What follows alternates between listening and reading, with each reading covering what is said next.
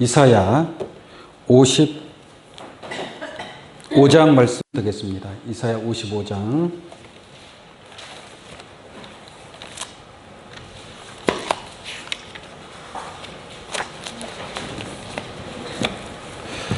이사야 55장 1절부터 3절까지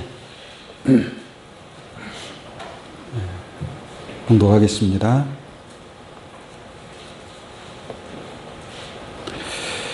너희 목마른 자들아 물로 나오라. 돈 없는 자도 오라. 너희는 와서 사 먹되 돈 없이 값 없이 와서 포도주와 젖을 사라. 너희가 어찌하여 양식 아닌 것을 위하여 은을 달아주며 배부르게 못할 것을 위하여 수고하느냐. 나를 청종하라. 그리하면 너희가 좋은 것을 먹을 것이며 너희 마음이 기름진 것으로 즐거움을 얻으리라. 너희는 귀를 기울이고 내게 나와 들으라. 그리하면 너희 영혼이 살리라. 내가 너희에게 영원한 언약을 세우리니 곧 다윗에게 허락한 확실한 은혜이라. 아멘. 이사야 55장 1절로 3절까지 봉독해 드렸습니다. 오늘 이 말씀을 통해서 확실한 은혜, 영원한 언약이라는 제목으로 말씀을 증거하도록 하겠습니다. 은혜 받는다, 은혜 받았다. 은혜 받으면 다 좋죠? 은혜라는 것은 그냥 값 없이 베푸는 혜택입니다. 내가 무엇인가를 열심히 노력해서 얻는 것이 아니라 그냥 나는 아무런 일도 하지 않고 아무런 공로가 없지만 그냥 윗사람을 통해서 혜택을 받는 것을 은혜다라고 말씀드릴 수 있습니다. 그래서 우리가 신앙생활을 하다 보면 여러 가지 하나님의 은혜가 여러분들 삶 속에서 있게 되는 줄로 믿습니다. 그럴 때마다 기도하고 감사하는 그런 은혜로운 그런 축복의 삶이 여러분들에게 나타나시기를 원합니다. 근데 많은 은혜가 있지만 오늘 본문 말씀에는 확실한 은혜가 있습니다. 기왕이면 하늘의 은혜를 받고자 한다면 확실한 은혜를 받을 수 있는 여러분들의 신앙이 되기를 바랍니다. 우리가 하나님 앞에 무엇인가를 기도하고 간절히 소원할 때에 그 소원이 이루어지면 너무 기쁘고 즐겁죠.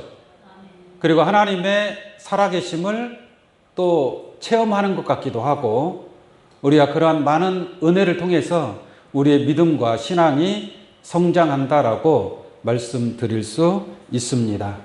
그러나 수많은 은혜가 있지만 오늘 말씀을 통해서 확실한 하나님의 은혜를 깨닫는 그러한 시간이 될 줄로 믿습니다.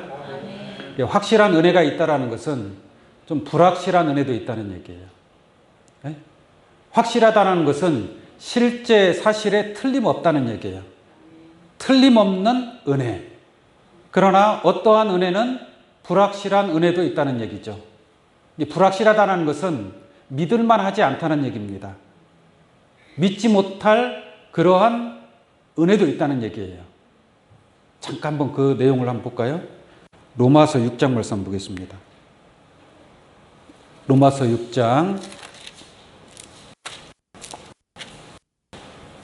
1절을 보시면 그런즉 우리가 무슨 말 하리요? 은혜를 더하게 하려고 죄에 거하겠느뇨? 라는 말씀이 있죠. 은혜를 더하게 하려고. 은혜 받으면 좋잖아요. 우리가 죄를 회개할 때 하나님의 은혜가 임하죠. 하나님의 은혜가 임합니다.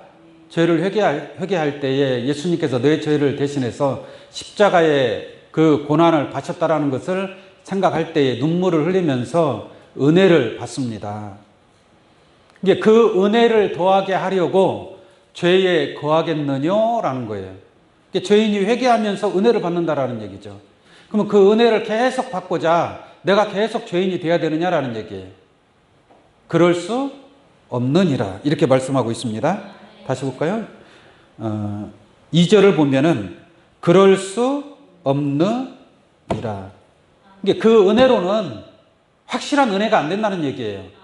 불확실한 거니까 그러한 은혜를 더 받으려고 죄에 거할 필요가 없다. 그럴 수 없느니라.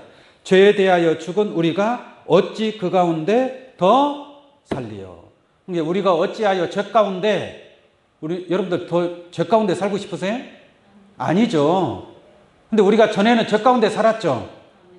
그러나 회개를 통해서 은혜를 받았죠. 하나님의 자녀로 거듭나는 겁니다. 그런데 자꾸 우리가 죄 가운데 거할 필요가 있겠느냐라는 얘기죠.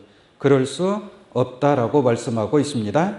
그러한 은혜는 좀 불확실한 은혜다. 이렇게 말씀을 드린다면 오늘 본 말씀에 나와 있는 그 하나님께서 허락한 은혜는 확실한 은혜. 그 은혜가 여러분들과 함께 하기를 원합니다. 자, 오늘 본 말씀 한번 보도록 하겠습니다. 이사야 55장 1절입니다. 너희 목마른 자들아 물로 나오라. 목마르면 어디로 가야 돼요? 물 있는 곳으로 가야 될 거 아닙니까? 여러분들 육신적으로 진짜 사막과 광야 같은 그러한 환경에서 물이 없다면 살아갈 수 있나요? 물이 없으면 생명을 얻을 수 없습니다. 근데 영적인 것도 마찬가지죠. 여기서 목마른 자들아 물로 나오라는 것은 육신적으로 목마른 자들을 얘기하는 건 아니겠죠. 영적으로 말씀에 목마른 자들, 말씀에 목마른 자들아 물로 나오라. 여기서 물도 육신적인 물이 아니라 영적인 물. 아모스 8장 11절 말씀 보면은 물이 없어 가람이 아니요 양식이 없어 주림이 아니라 하나님의 말씀을 듣지 못한 기갈이라라고 말씀하고 있습니다. 이게 생명수, 우리에게 영의 생명을 줄 수 있는 그러한 말씀이 부족할 때에 그러한 말씀에 목마른 자들은 물로 나와야 됩니다. 마치 2000년 전에 예수님께서 말씀하시기를 네가 주는 물을 먹으면 다시 목마르려니와 내가 주는 물을 먹는 자는 다시 목마르지 아니하는 영생의 샘물이 되리라 라고 말씀하고 있습니다. 그러니까 물을 마시려면 누구한테로 와야 돼요? 예수님께로 와야 돼요. 예수님 외에 다른 어떠한 신학자들이든지 바리새인, 율법사, 서기관들 이 사람들을 통해서는 그러한 영생의 생명수를 얻을 수 있어요, 없어요? 없다는 얘기죠. 오직 예수님만이 생명수가 되고 영생하도록 솟아나는 샘물이 되리라 라고 말씀하고 있는 줄로 믿습니다. 그래서 너희 목마른 자들아 물로 나오라 이 말이죠. 여러분들도 생명수를 만나야 될 줄로 믿습니다. 2000년 전은 예수님 자신이 생명수였습니다.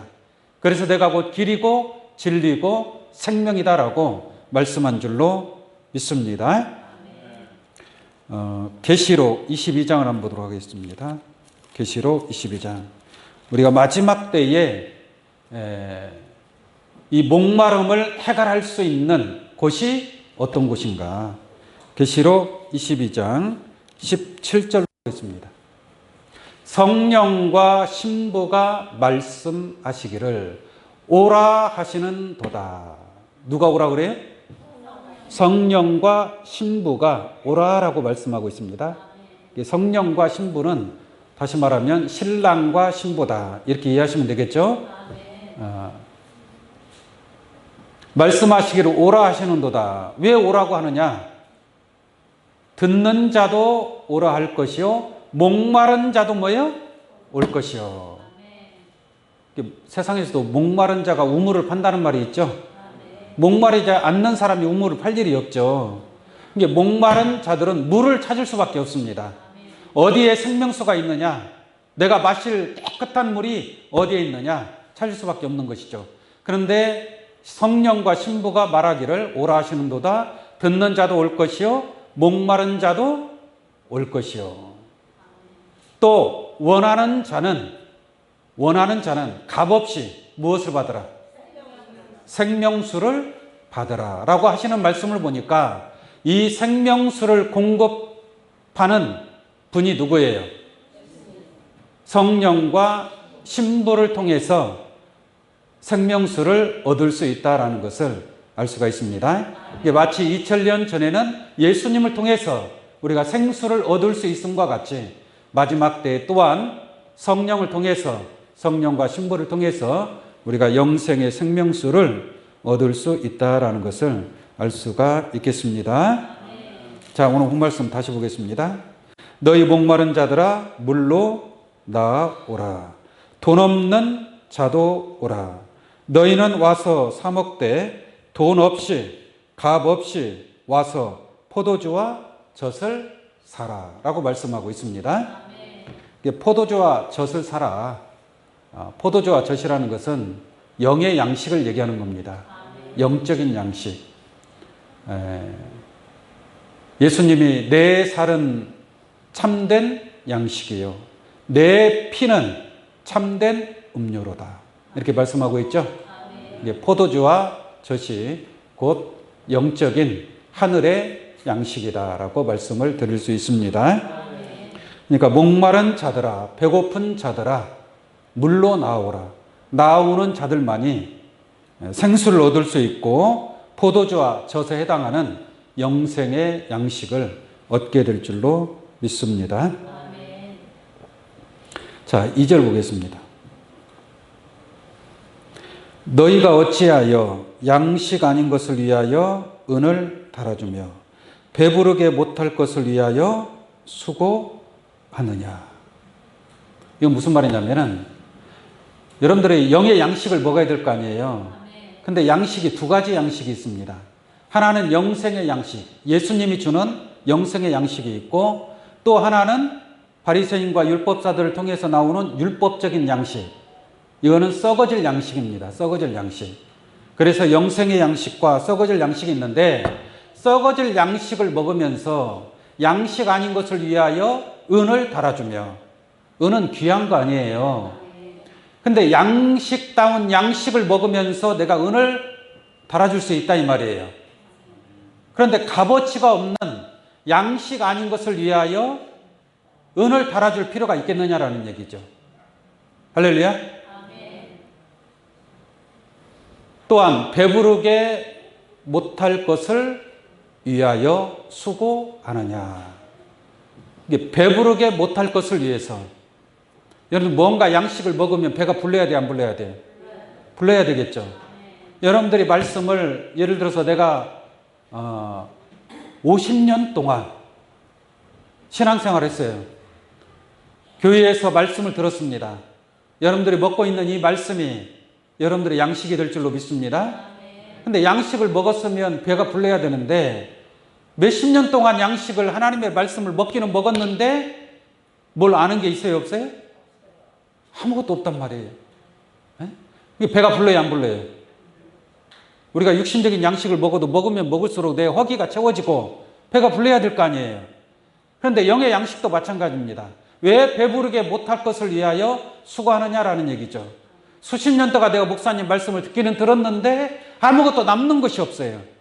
배고프다는 얘기예요. 그러한 것을 위하여 수고하지 말라라는 얘기입니다. 쉽게 말하면 헛수고하는 것이다. 이게 신앙생활을 해도 헛수고하는 신앙, 곧 양식이 아닌 것을 양식인 줄 알고 그것을 받아먹는 자들, 또한 배부르게 못할 것을 위해서 수고하는 자들. 오늘날 교회 안에서 봉사하고 충성하고 헌신하고 많은 수고를 하죠. 그 수고를 하면 그 수고한 만큼 하늘의 상급이 있어야 돼요, 없어야 돼요? 있어야 될 것 아니겠습니까? 나더러 주여지 않은 자마다 주여 주여 열심히 봉사하고 충성했으면 하늘의 상급이 있어야 될 거 아니겠습니까? 근데 하나님 나라에 들어가요, 못 들어가요? 천국에 들어가지 못한다라고 하지 않습니까? 그럼 그 사람들이 수고한 것은 다 뭐가 되는 거예요? 헛수고하는 거예요. 헛수고하는 거예요. 그게 뭐냐? 양식 아닌 것을 위하여 은을 달아주고 배부르게 못할 것을 위하여 수고하는 자들이다라는 것을 알기를 원합니다. 이게 왜 수고하느냐라는 것은 그러한 수고는 할 필요가 뭐예요? 없다라는 얘기예요.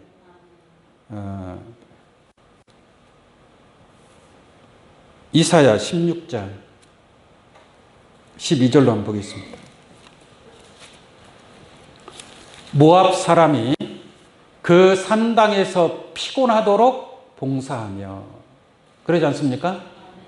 새벽 기도 나가야죠. 주일 예배 드려야죠. 오후 예배 드려야죠. 철야 기도 해야죠. 신방 가야죠. 구역 예배 드려야죠. 또 봉사해야죠. 얼마나 피곤해요. 이게 피곤하도록 봉사해야 하네. 주의 이름으로 귀신을 쫓아내고 권능은혜 가고 선지자 노릇 하려면 얼마나 힘들겠습니까? 이게 피곤하도록 봉사하며 또 자기 성소에 나아가서 뭐 할지라도, 기도할지라도, 또 기도 많이 해야 하네. 오늘날 신앙인들 얼마나 기도 많이 합니까? 오죽하면 기도만 전문으로 하는 기도원이 있을까요? 기도원에 가보세요. 하루 종일 기도하고 있단 말이에요. 이게 피곤하도록 봉사하며 성소에 나아가서 기도할지라도 뭐 하리로다?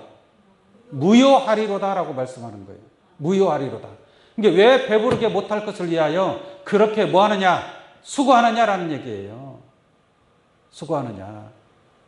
지금 바다의 모래와 같은 그 수많은 사람들이 양식 아닌 것을 위해서 은을 달아주고 배부르게 못할 것을 위하여 수고하고 있다는 것을 여러분들이 알기를 원합니다. 로마서 4장 말씀 하나 볼까요? 로마서 4장 4절로 한번 보겠습니다.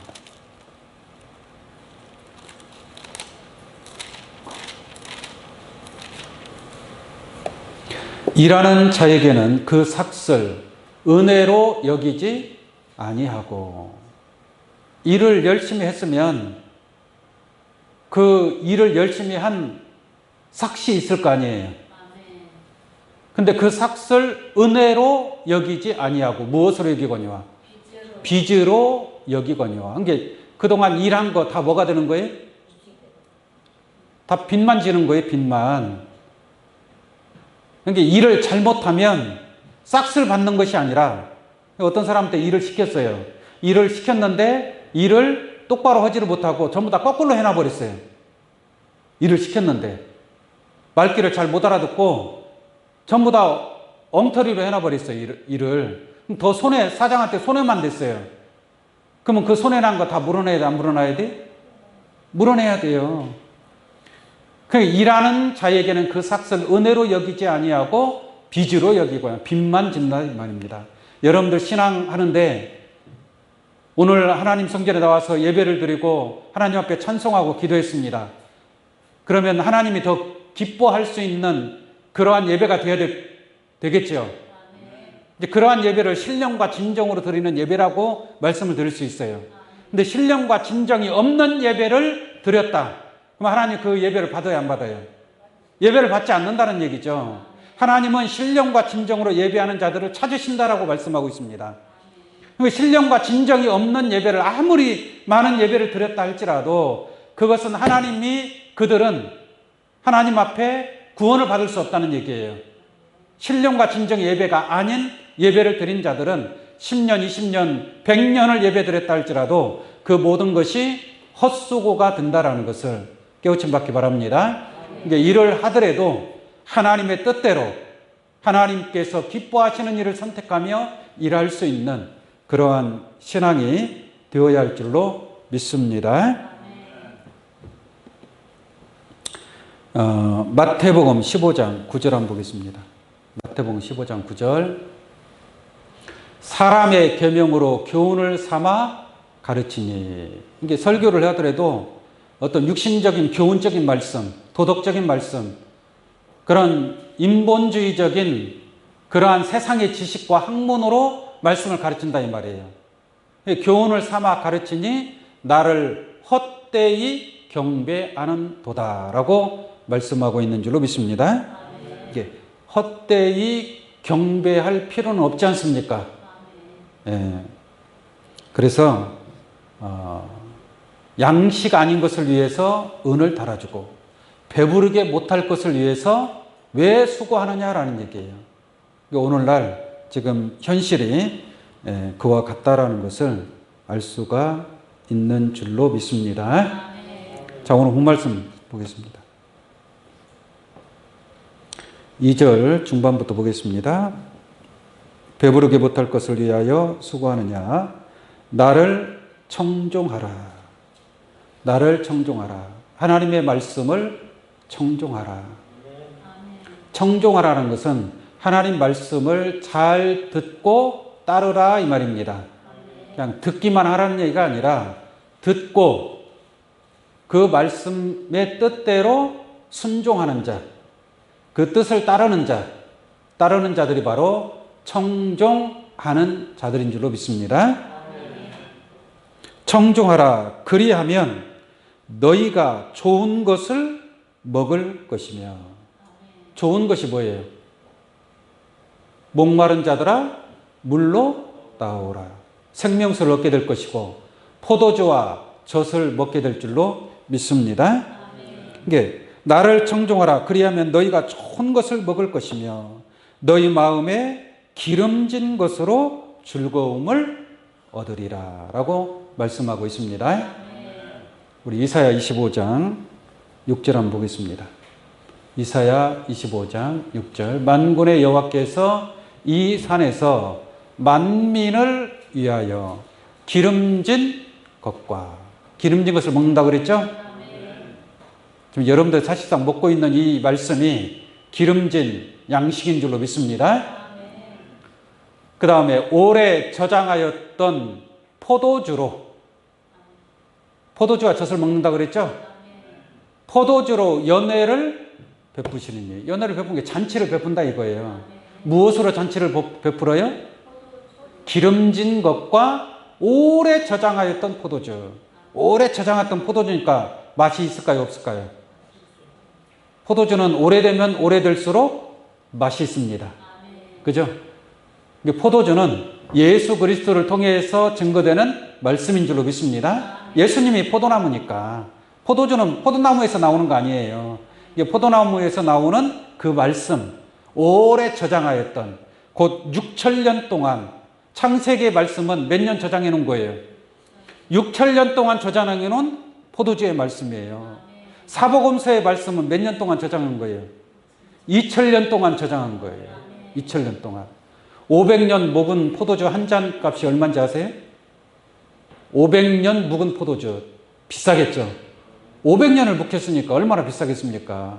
예? 하나님의 말씀도 오래 저장하였던 포도주가 기가 막히게 맛이 있을 줄로 믿습니다. 그래서 포도주로 연회를 베푸는 거예요. 이게 성만찬을 하는 거예요. 성만찬. 할렐루야. 오늘 이 시간이 성만찬 시간인 줄로 믿습니다. 육신적인 포도주를 마시고 육신적인 떡을 먹는 것이 예수님의 살과 피를 먹는 것이 아니라 오늘 이 말씀이 영적인 기름진 말씀이고 또한 포도주의 말씀인 줄로 믿습니다. 곧 골수가 가득한 뭐예요? 기름진 것과 오래 저장하였던 맑은 포도주로 하실 것이며 맑은 포도는 깨끗한 포도주. 할렐루야. 이러한 포도주를 먹고 마시는 귀한 시간이 되기를 원합니다. 다시 오늘 본말씀 이사야 55장 2절 중반절부터 다시 봅니다. 나를 청종하라. 그리하면 너희가 좋은 것을 먹을 것이며 너희 마음이 기름진 것으로 즐거움을 얻으리라. 너희는 귀를 기울이고 내게 나와 들어라. 청종하라는 것은 귀를 기울이고 잘 들어야 될 거 아닙니까? 일단 잘 들어야, 잘 듣고 깨달아야 순종할 거 아니에요. 그래서 너희는 귀를 기울이고 내게 나와 들어라. 그리하면 너희 영혼이 뭐예요? 살리라 라고 한 줄로 믿습니다. 여러분들 영혼이 살아야 될 줄로 믿습니다. 하나님의 말씀을 귀를 기울이고 잘 듣고 잘 깨달으면 여러분들의 영혼이 살아나는 줄로 믿습니다. 영혼이 살아야 육체도 사는 거예요. 영이 영이 죽으면 육체도 죽는 겁니다. 영원한 생명을 얻기 위해서 하나님 말씀에 귀를 기울이고 순종하는 여러분들 되기를 원합니다. 계시록 2장 7절 말씀 보면은 귀 있는 자는 성령이 교회들에게 하시는 말씀을 들을지어다. 여러분들 귀가 있어요, 없어요? 귀 있는 자는 성령이 교회들에게 하시는, 지금 이 말씀이 제가 아는 것이 아니라 제 속에 있는 성령이 여러분들에게 증거하고 있는 줄로 믿습니다. 성령이 교회들에게 하시는 말씀을 들어라. 그리하면 너희 영혼이 뭐예요? 살리라 라고 말씀하고 있습니다. 내가 너희에게 영원한 언약을 세우리니. 내가 너희에게 뭐예요? 영원한 언약을 세우리니. 그러니까 이 언약은 가다가 끝나는 언약이 아닙니다. 중단되는 언약이 아니라 영원한 언약을 세우리니. 곧 다윗에게 허락한 확실한 은혜이라 라고 말씀하고 있습니다. 자, 여기서 너희에게 영원한 언약을 세우리니 라고 말씀하고 있죠. 이 영원한 언약이 무엇인가 잠깐 한번 보도록 하겠습니다. 히브리서 8장 10절로 한번 보겠습니다. 히브리서 8장 10절입니다. 또 주께서 가라사대 그날 후에 내가 이스라엘 집으로 세울 언약이 이것이니 내 법을 저희 생각에 두고 저희 마음에 이것을 기록하리라. 나는 저희에게 하나님이 되고 저희는 내게 백성이 되리라 라는 말씀이 있죠. 여기서 보면은 언약을 마음에 생각에 기록한다라고 말씀하고 있습니다. 그 언약을 마음과 생각에 기록을 해야 돼요, 안 해야 돼요? 해야 될 거 아니겠습니까? 그 언약이 하나님께서 주신 언약인 줄로 믿습니다. 그 언약을 마음과 생각에 기록하는 거예요. 11절. 또 각각 자기 나라 사람과 각각 자기 형제를 가르쳐 이르기를 주를 알라 하지 아니할 것은 저희가 작은 자로부터 큰 자까지 다 주를 알미니라. 이게 새 언약의 법을 여러분들의 마음과 생각에 기록하라 이 말이에요. 여러분들의 마음과 생각에 기록할 때에 작은 자로부터 큰 자까지 다 뭐예요? 나를 알미니라. 하나님을 안다는 얘기죠. 하나님을 안다. 제가 지난 시간에 말씀을 드린 것처럼 새하늘과 새 땅이 언제 이루어지느냐? 물이 바다를 덮음같이 여호와를 아는 지식이 세상에 뭐 할 때? 충만하게 될 때에. 할렐루야. 여러분들의 마음과 생각에 이 새 언약의 약속, 영원한 언약이 여러분들의 마음과 생각에 기록되고 작은 자로부터 큰 자까지 주를 알라 할 필요가 없는 물이 바다를 다 덮어버렸잖아요. 그런 것처럼 여호와를 아는 지식이 여러분들의 마음과 생각 속에서 충만한 역사로 나타나기를 원합니다. 그것이 바로 영원한 언약입니다. 12절 보겠습니다. 내가 저희 불의를 긍휼히 여기고 저희 죄를 다시 뭐예요? 기억하지 아니하리라 하셨느니라. 불의를 긍휼히 여기고 저희 죄를 다시는 기억해야 안 해요. 다시는 기억하지 않는다. 그렇다면 여러분들은 하나님 앞에 의롭다함을 얻게 되는 줄로 믿습니다. 13절 보겠습니다. 새 언약이라 말씀하셨음에. 이게 새 언약이 있다는 것은 첫 언약도 있다는 얘기죠. 이것은 이 약속은 첫 언약의 약속이 아닙니다. 첫 언약은 영원한 언약이 아니에요. 첫 언약 율법은 영원한 언약이 아닙니다.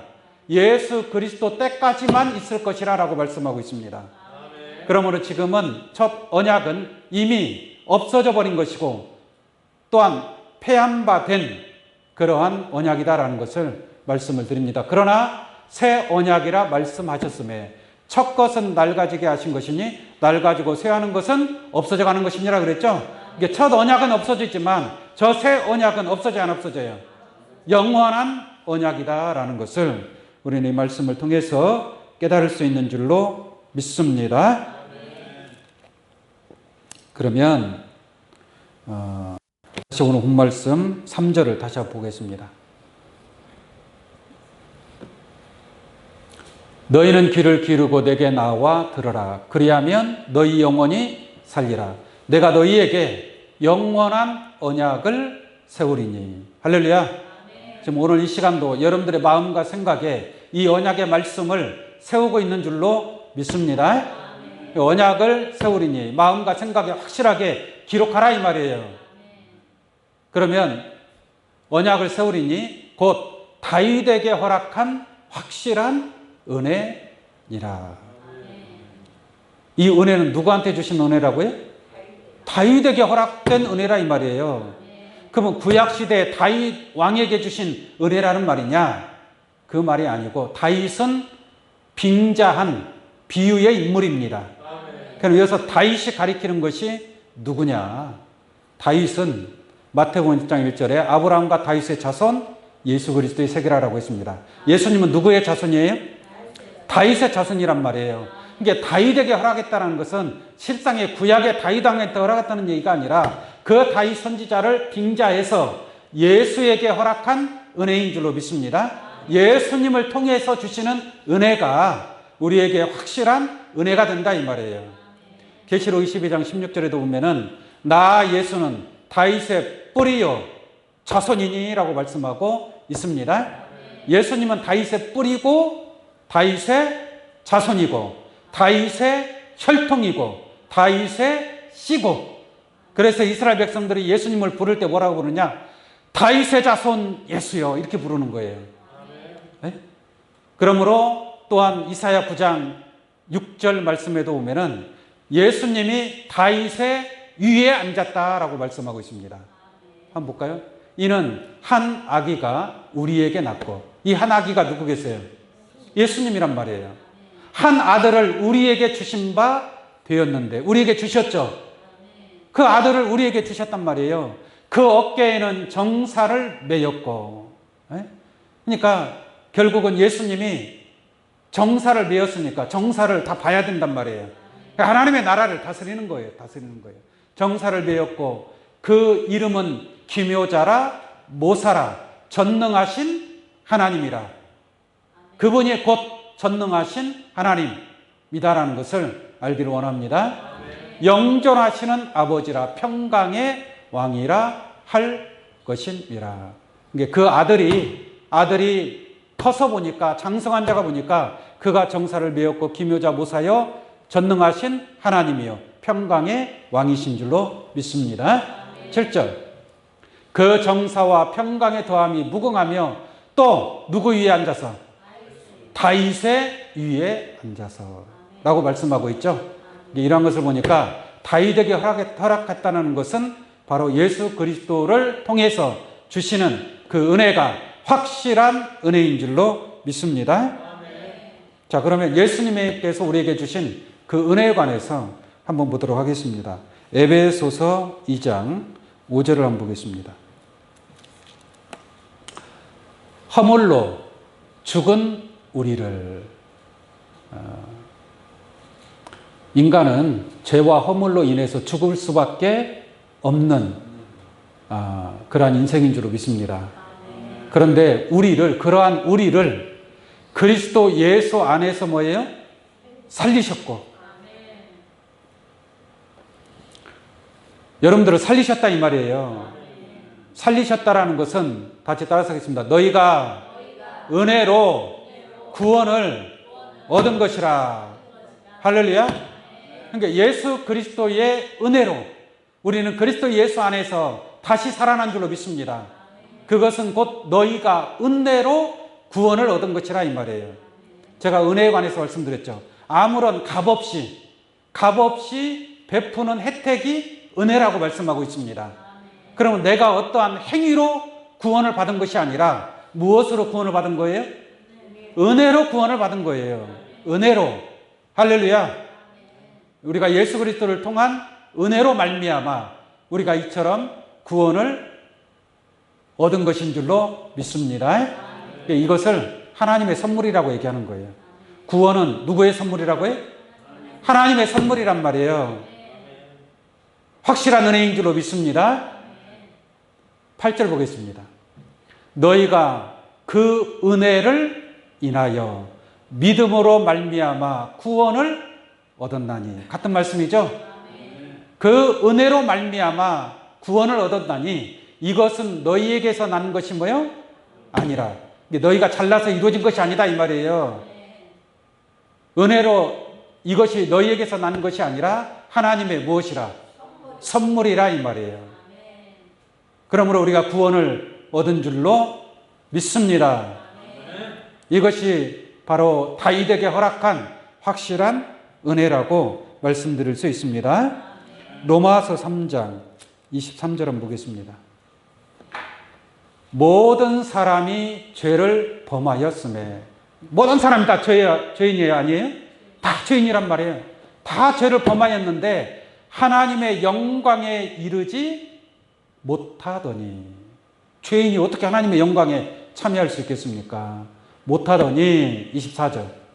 그리스도 예수 안에 있는 구속으로 말미암아 하나님의 은혜로. 할렐루야. 하나님의 은혜로 값없이 의롭다 하심을 뭐예요? 얻은 자 되었느니라. 우리는 하나님의 은혜로 값없이, 어떤 우리가 행위로 얻은 것이 아니라 값없이 하나님의 아버지 하나님께서, 예수님께서 참으로 값없이 베푸는 혜택을 받아서 우리가 값없이 의롭다 하심을 얻게 된 줄로 믿습니다. 이러한 확실한 은혜가 여러분들에게 있기를 원합니다. 우리가 이러한 은혜를 받았다 이 말이에요. 이러한 은혜를, 예수님으로부터 이러한 은혜를 받았는데 또 예수님이 하나님 앞에 기도를 해요. 예수님이, 자, 우리가 예수 그리스도를 통해서 이러한 값없이 하나님의 은혜로 말미암아 우리가 구원을 받았죠. 구원을 받았는데 그 예수님께서 또 하나님 앞에 기도하는 거예요. 어떤 기도를 하는가 보겠습니다. 요한복음 14장 16절 보겠습니다. 요한복음 14장 16절. 내가, 예수님이 하시는 말씀이에요. 내가 아버지께 구하겠으니. 이게 하나님께 구한다는 얘기잖아요. 이 예수님이 하나님께 기도하는 거예요. 구하겠으니. 하나님 앞에 기도하니까 아버지가 들어줄까요? 안 들어줄까요? 아들이 부탁하는데 아버지가 안 들어주면 아버지 체면이 아니죠. 그죠? 그러니까 아버지께서 또 다른 보혜사를 너희에게 주사. 할렐루야. 이렇게 말씀하시잖아요. 우리가 예수님을 통해서 은혜를 입었어요? 안 입었어요? 은혜를 입었잖아요. 그런데 예수님이 아버지께 구한단 말이에요. 그러니까 아버지께서 그가 또 다른 보혜사를 누구에게 주사? 너희에게 주사. 너희가 바로 여러분들인 줄로 믿습니다. 그러니까 예수님이 하나님께 부탁해서 누구를 주는 거예요? 또 다른 보혜사를 준단 말이에요. 그러니까 또 다른 보혜사를 준다는 것은, 보혜사를 준다는 여러분들한테 은혜를 준다는 얘기예요. 이 해자가 은혜 해자란 말이에요. 은혜 해자. 은혜 해자. 이게 보혜사를 준다라는 것은 무엇을 준다? 은혜를 준다는 얘기예요. 은혜. 우리는 이미 예수님한테 하나님의 은혜로, 예수 그리스도의 은혜로 구원을 얻었잖아요. 구원을 얻었는데 또 다른 은혜를 여러분들한테 주시겠다 이 말이에요. 할렐루야. 그러니까 너희에게 주사. 그 다음 뭐라고 했습니까? 영원토록 너희와 함께 있게 하시리니. 누가 함께 있는 거예요? 보혜사. 곧 은혜가, 보혜사의 은혜가 영원토록 너희와 함께 있는다라고 말씀하고 있습니다. 여기서 또 다른 보혜사라고 하는데 예수님도 보혜사예요. 예수님도 보혜사니까 예수 그리스도를 통해서 그래서 우리가 은혜를 입은 거예요. 그런데 예수의 은혜가 아닌 또 다른 은혜를 주신다는 얘기예요. 그 은혜를 너희에게 주사 영원토록 너희와 함께 있게 하시리니. 이 은혜는 영원토록 여러분들과 함께하는 겁니다. 그게 바로 진리의 영이라고 말씀하고 있는 거예요. 여러분들과 영원토록 진리의 영이 함께함으로 은혜가 있게 되는 줄로 믿습니다. 요한복음 16장 12절부터 보겠습니다. 12절. 내가 아직도 너희에게 이를 것이 많으나 지금은 너희가 감당치 못하리라. 사실상 하나님의 은혜로, 예수 그리스도의 은혜로 우리가 구원을 얻는 것은 성경을 몰라도 얻을 수 있는 거예요. 네? 무슨 말인지 아시겠습니까? 그러나 또 다른 보혜사를 통한 은혜는 어떠한 은혜느냐? 예수님 말씀하고 있잖아요. 내가 아직도 너희에게 이를 것이 많으나 지금은 너희가 감당치 못하리라. 그러므로 예수님께서 제자들이 들어도 감당하지 못할 말은 했어요, 안 했어요? 하지를 못했어요. 할 수가 없는 거죠. 그래서 내가 아직도 너희에게 이를 것이 많으나 지금은 너희가 감당치 못하래. 그래서 2000년 전에 예수님께서 말씀을 다 하지 못하셨어요. 그 엄청난 비밀이 있지만 예수님은 다 알고 있단 말이에요. 하늘에서 보고 들었기 때문에 다 알고 있지만 그 말을 하셨어요? 못 하셨어요? 못하는 거예요. 못한 거예요. 그런데 13절 말씀 볼게요. 그러하나 누가 오시면, 진리의 성령이 오시면, 진리의 성령이 곧 또 다른 보혜사인 줄로 믿습니다. 그러니까 진리의 성령을 통해서 하나님께서 여러분들에게 확실한 은혜를 주시고자 함인 줄로 믿습니다. 진리의 성령이 오시면 그가 너희를 모든 진리 가운데로 뭐예요? 인도하시려니. 네? 진리의 성령을 통해서 모든 진리 가운데로 인도하니까 모든 진리를 다 알게 되는 거죠. 2000년 전에 예수님께서 증거하고 싶어도 증거할 수 없었던 그 모든 숨겨진 비밀을 보혜사 진리의 성령을 통해서 확실한 은혜를 받는 자들은 모든 진리 가운데로 인도받게 될 줄로 믿습니다. 또한 그가 자유로 말하지 않고 오직 듣는 것을 말하시며 장래일을 너희에게 뭐예요? 알리시리라. 이것이 다윗에게 허락한 확실한 은혜인 줄로 믿습니다. 그러니까 이러한 진리 성령의 또 다른 보혜사의 은혜는 누구를 통해서 나오는 거예요? 예수님이 하나님께 부탁해서 하나님 아버지께서 또 다른 보혜사를 준다라는 것은 은혜를 주신다라는 얘기예요. 그 은혜가 진리의 성령을 통해서 여러분들이 진리 가운데로 인도받고 또한 장래일을 깨달음으로 말미암아 확실한 은혜에 이르게 하시는 줄로 믿습니다. 마지막으로 요한복음 1장 14절 말씀 보겠습니다. 요한복음 1장 14절. 말씀이 육신이 되어 우리 가운데 거하시매 우리가 그 영광을 보니 아버지의 독생자의 영광이요 은혜와 진리가 충만하더라. 독생자는 뭐가 충만하다? 은혜와 진리가 충만하다라고 말씀하고 있습니다. 이 독생자의 은혜와 진리는 변하지 않는 겁니다. 진리는 영원한 것입니다. 그러므로 진리는 영원한 언약이 되는 것이고 그 영원한 언약을 받은 여러분들이 바로 독생자를 통한 확실한 은혜를 받는 자들이다라고 말씀을 드릴 수 있습니다. 자, 15절 보겠습니다. 요한이 그에 대하여 증거하여 외쳐 가로되 내가 전에 말하기를 내 뒤에 오시는 이가 나보다 앞선 것은 나보다 먼저 계신 이니라 한 것이 이 사람을 가리켜 말한 것이라. 아니라 16절 보겠습니다. 우리가 다 그의 충만한 데서 받으니. 할렐루야. 우리가 다 그의 충만한 데서 받으니. 이 충만은 독생자의 은혜와 진리의 충만인 줄로 믿습니다. 그 충만한 데서 받으니 여러분들에게도 은혜와 진리가 충만하시기를 바랍니다. 그 다음에 충만한 데서 받으니 은혜 위에 뭐예요? 은혜로라. 은혜 위에 또 뭐가 있어요? 은혜가 임하는 거예요. 다시 말하면 다윗에게 허락한 확실한 은혜인 줄로 믿습니다. 다윗은 예수님을 가리키고 있다고 그랬죠? 우리는 예수 그리스도를 통해서 하나님의 은혜로 값없이 의롭다함을 얻고 죄에서 구원함을 받은 줄로 믿습니다.